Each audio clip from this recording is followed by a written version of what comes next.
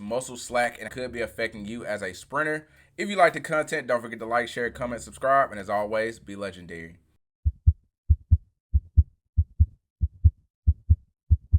So muscle slack, to jump right into the meat of it, is the initial delay or give in a muscle before it can effectively produce force or initiate movement. This is the ability to go from step 0 to step 1 quickly and succinctly. Um, in today's world, there are many coaches and many pages and social media pages dedicated to mobility training, and we're not here to bash mobility training or stretching and things like that, but we want to enlighten you, the athlete, the parent, the coach, of what's happening and what could happen. With mobility, you have hypermobility, and then you have just your normal muscle rigidity and things like that. And I think sometimes people mistake tightness for lack of efficiency, or tightness for lack of athleticism. Tightness, there's something wrong with me, and that's not always the case. Some people are just born naturally not being very flexible. Some people are born naturally being hypermobile. Those are things that we can't control. That's just how some people are born. Now, can we improve those? Yes, but for some of us, you can improve it a little bit, or you can improve it a lot. It just all depends. But anyway, for the context of this video, we want to talk about how we took this athlete from having a decent to average start to improving her start over the course of a month whenever we were getting prepared for a race. And for me personally, a lot of athletes I work with are small school athletes, so we work with the resources that we have because it's not that big city, all resources available. So you got to work with what you have. And so I want to make that disclaimer before y'all say anything in the comments. Just know that I know. So anyway, let's jump right into it. So I'm going to screen share my screen so that you guys can see what I'm seeing. All right. This was week 0 or week 1, depending. Again, this is all contextual how you want to label it. I'll say week 0 or week 1 that we started training. Preferably I say week 1, but we started training. This was first day initial testing. As you can see, we are at a high school. I told y'all we got limited resources, so we don't have a track to work with, and barely got any payment to work with. This was in April, and so seasons changing here in the South. With the seasons changing, you just have a lot of bad weather you have to deal with. But even with bad weather, that can't change what you're going to do. So I'm going to let this play the first time regular, and then kind of go from there. My bad. So as you can see, the first day, this is what I saw with coaches, all right? So I'm looking not bad. I don't like the stiff upper body personally, but that's a personal thing. We can tell she has pretty good speed, because even with a start that's not great, it's hard to break old habits. So I'm not about to play with positioning a lot either, and you will see that over the course of all these videos, taking you week to week to week. But even with this first initial step, she was also dealing with an ankle injury. I'm not making 1,000 excuses, but this athlete was dealing with an ankle injury this time. Again, small school problems.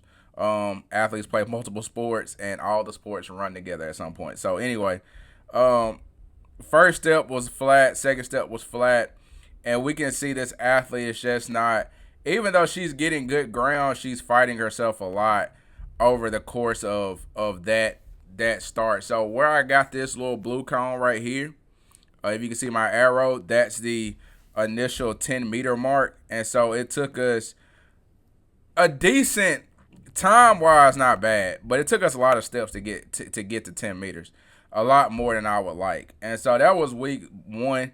And from there, I just looked at this and said, well, what could we do better?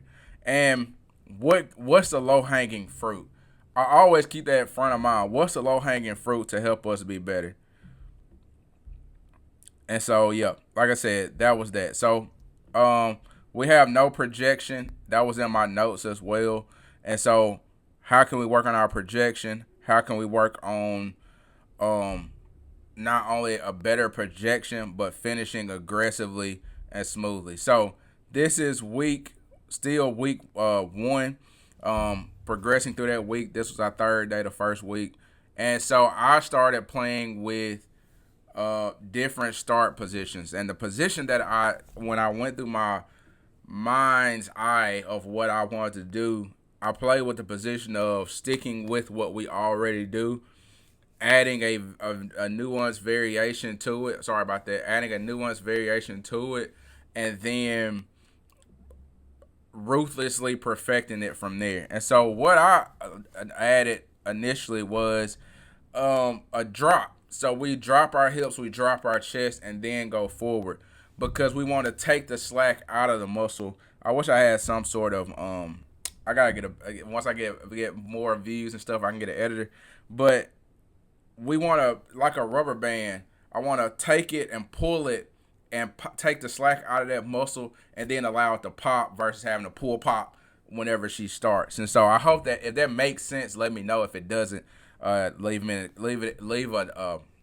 message in the comments and I'll get back to it. So this is when we started playing with the drop there, and I was just taking the volume down. But you can see, actually, this was week. I'm sorry, this was week 2. This was not week 1 because it was a lot drier. We were on the football field then, and so we set up the mini hurdle. I mean the wickets on the front side to force the feet to land in certain to land at a certain distance, but also land slightly behind their hips to improve the acceleration phase. But you can't see it because it's very quick. The quick dip here and then push out. As you can see, this doesn't create any difference in our 0 step. But when we get to step 2, look at where we are. And it's hard to see with the grass, but step 3, we're getting more on our toes. Step 4, we're getting better on our toes. Step 5, step 6, and step 7. And so we're able to do that more efficiently and then pick up some good speed and continue that turnover through the entirety of the race as we're opening up and pushing. Now the difference in a 100-meter race versus a 40-yard dash is distance and the amount of time we have to pick up speed. And so I wanted to go back real quick because week 1, as you can see, when we came out the block, I'm not going to count this against her because the grass was crappy, but that was one step right there. This is step 2, 3, 4, 5, 6, 7.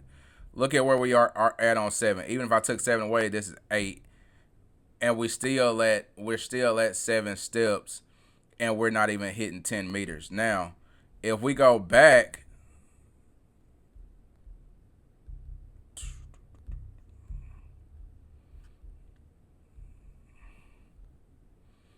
and I take this 1, actually, take that back, because this is how I train my athletes. Look at step 1, nothing. 2, 3, 4, 5, 6, 7. So as you can see, there was no progress from week 0 to week 1 or week 1 to week 2. All right, now let's get another video in here. And this is, I wanted to add this because we did do sleds. So don't be afraid, male or female athletes, do not be afraid to work with some sort of resistance. You don't have to have the newest fine technology out there to get a pull with resistance, and don't overthink what the resistance needs to be percentage wise and all that. It's great if you know it, but if not, get out there and pull, and then know what your aim is. Do you want to pull this object fast or slow? Do you want to create power, turnover? What do you want to create? And if you answer that question, you're gonna be in good hands. So as you can see, we started pulling sleds here, and even with this is the only thing I said, and this was like just one of our many reps that day. I said make sure you start here and this rope is a good example. This is your muscle if you have no muscle slack. I mean no muscle. If you have a lot of muscle slack on the front end, this is your muscle. That's your muscle with no muscle slack, so it's ready to go. All right. So look how I use that on the fly. So here we're just working on. I just wanted to get some pulls in, so I wasn't working on like her race start or like the initial step to start. I just want you to roll right into it and go. So we just roll and start here, here, here. And one thing, even at this point, her shape from hip to knee is good. From knee to ankle, no bueno. What do you mean by that, coach? So I feel like I'm getting boring. If y'all have clicked off the video already, I'm sorry. But with that, let's look at this. Flat, flat, flat, flat, flat, flat, flat. So we aren't getting much push and power from our feet through our ankles and up the body. But I love sled pulls. She's a strong runner. And so all this stuff, she knows. I told her. I mean, so it ain't nothing. I ain't taking no dig at her. But she's a strong, very strong runner. If people want to know what speed training look like, this is the patience that it takes. So this is week 4. It's dry, as y'all can see. And guess what, y'all? We got pavement. Still ain't at a track. We got pavement, though. So we working with what we got. So I want y'all to see in 4 weeks, we're just watch it straight up. There, good push. And all we were working on, this was race week. We just wanted to work on 10 meter start. In this particular section of our training, she had already hit a PR the same day. And we went from, I think when she started with me, I don't know offhand, but we hit a PR this week. She's a great runner. She ended up graduating, but she's a great runner. We actually placed first. She placed first in the 400 meter qualifier, and then second in the actual final race. And so it's not, you can train for 400 meters and not have 400 meters to work with. Trust me, we had like 70 to 80 meters to work with every day, and it was not the best surface. This was the best surface we had there, but this wasn't the best surface in general. So let's look at the start. So 0 step, look at where that first step is. Woohoo! We made progress. So first step. Look at that progress, and then look at the body position and where we at. Eyes down, driving through the feet, driving through the legs, pushing with your hips and your glutes. Step. Oh my God. Look at that toe off. And then we got air time. I try to tell athletes this all the time. You got to get some air time. So we got air time, pushing. You see, now we ain't in the grass no more. So you can see all the action going on. We pushing through the feet. We're a little flat on our I think that's second step, third step. I got too excited. All right. So this step 1, 2, 3. We got a little flat on 3. We're still up on 4, 5, 6. And we reached out on 7. I don't really care because we were going 10 meters. Now, I did correct that. I ain't the type of coach to be like, all right, that's all right. But we corrected it. But I know when kids are pushing for that 10 meters, they'll kind of overstride because they just want the drill to be over with. They really don't care how they get there. But you can see that that's good stuff right there. Another thing with getting too flat, not only are you decelerating, but you're reaching your top speed way too fast. And so you can see even in 10 meters, we're still accelerating. Everything rolls front. We took the drop and start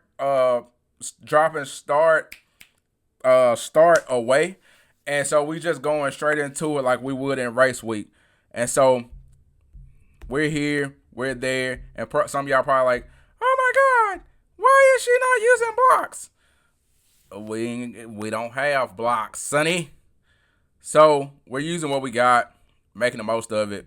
And in their division, this is a private school, but in their division, they don't have most don't come out of blocks anyway, and so it's all split stand start. Again, like I told y'all, whenever we seen the first video, we could have started with the did a few different start variations, but I wasn't gonna play and touch the start because her being a senior, she's been doing this for 4 to 5, 6 years, depending on how long you've been running track, and so it's hard to fix old habits in a month's time. And so you got to work with what you can, go for the low-hanging fruit, and then make the most of what you have at your availability. And so I told her that we were gonna train like Usain Bolt. That was week 0.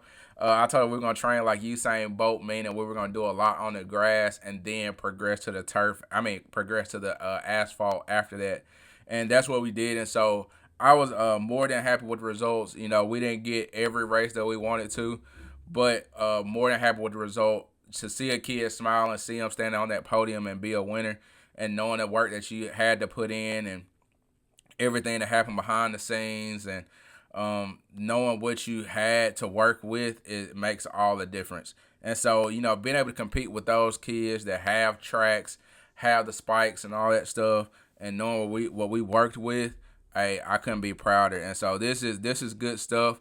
This is why you work so hard to get to where you want to get to, and this is why you put the work in.